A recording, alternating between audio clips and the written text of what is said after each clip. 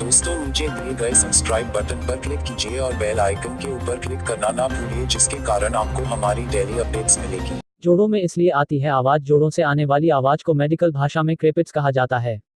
क्रेपिट्स सामान्य लोगों के जोड़ों को हिलाने डुलाने पर आने वाली ध्वनि का मेडिकल नाम है। ऐसा इसलिए होता है क्योंकि जोड़ों के भीतर रहने वाले द्रव में हवा के छोटे बुलबुले फूटते हैं। इन्हीं बुलबुलों के फूटने से यह आवाज पैदा होती है। कई बार जोड़ों के बाहर मौजूद मांसपेशियों के टेंडन या लिगामेंट्स की रगड़ से भी आवाज सुनाई देती है। हड्डियों की आवाज से ऐसे पाएं छुटकारा मेथी का दाने। अगर आपको अक्सर यह समस्या होती है तो जैसा हमने बताया यह गठिया का या हड्डियों के जोड़ों में लुब्रिकेंट की कमी का संकेत हो सकते हैं। इसलिए इससे समय पर राहत पाना बहुत जरूरी है। इसके लिए आप कई घरेलू उपाय ट्राई कर सकते हैं। इस समस्या से छुटकारा पाने के लिए रात को आधा चम्मच मेथी दाना पानी में भिगो दें और सुबह मेथी दानों को चबा चबा कर खाएं। उसके बाद पानी पी लें।